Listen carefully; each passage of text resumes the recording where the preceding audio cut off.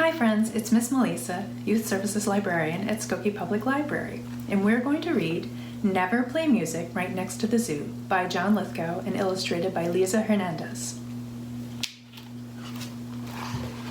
I went to a concert when I was a lad, no older than many of you. I sat with my sister, my mother, my dad, at a bandshell right next to the zoo. The soft summer air was so balmy and sweet, and the program was running so long that I found myself falling asleep in my seat, despite all the music and song.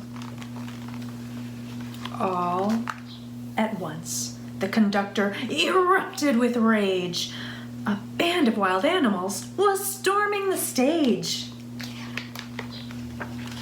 Oh, children, remember, whatever you may do, never play music right next to the zoo.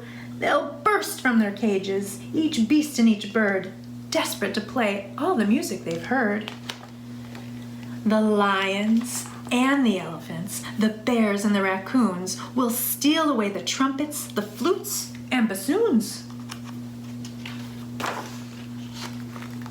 Replace the musicians and chase them away, then they'll sit in the bandshell and play.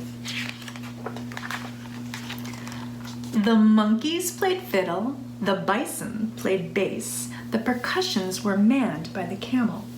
The yak played the sax until red in the face, a surprisingly musical mammal. The bonobo played oboe, the ferret, the flute, the jackal attacked the bassoon. Can you see that? The hippo had chosen the tuba to toot by the light of the silvery moon. Siberian tigers, Mongolian goats, a superabundance of bestial notes. As the animal orchestra filled up the air with chaos, confusion, and clatter, the audience calmly continued to stare, as if nothing at all was the matter.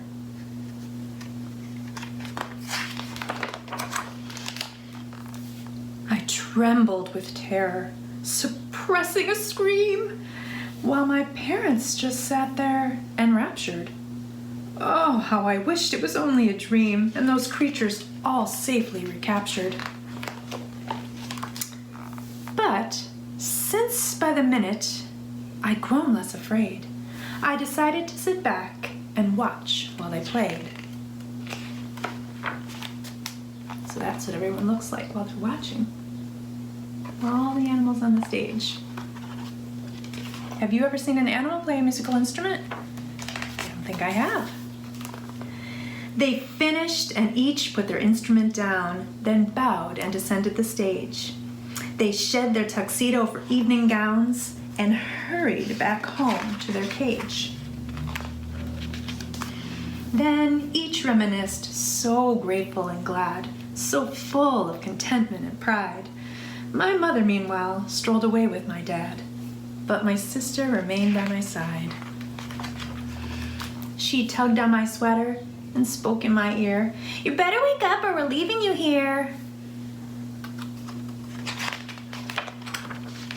Oh, children, remember, whatever you may do, never play music right next to the zoo.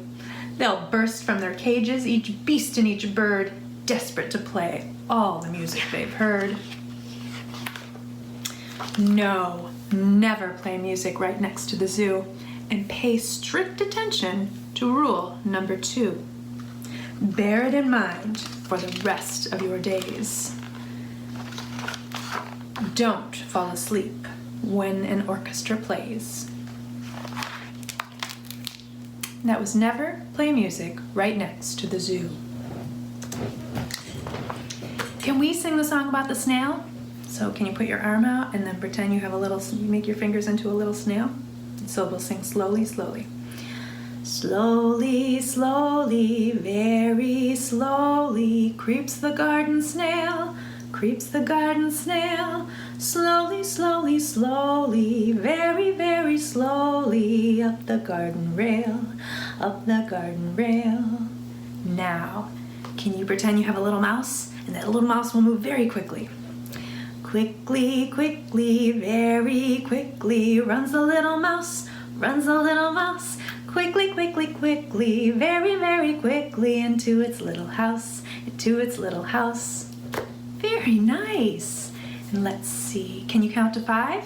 Can you count with me? 1, 2, 3, 4, 5. So we have 5 fat peas. 5 fat peas in a pea pod pressed. 1 grew, 2 grew, so did all the rest. They grew and they grew and they wouldn't stop. They grew and they grew until they went pop. Thank you for sharing a story with me. Bye-bye.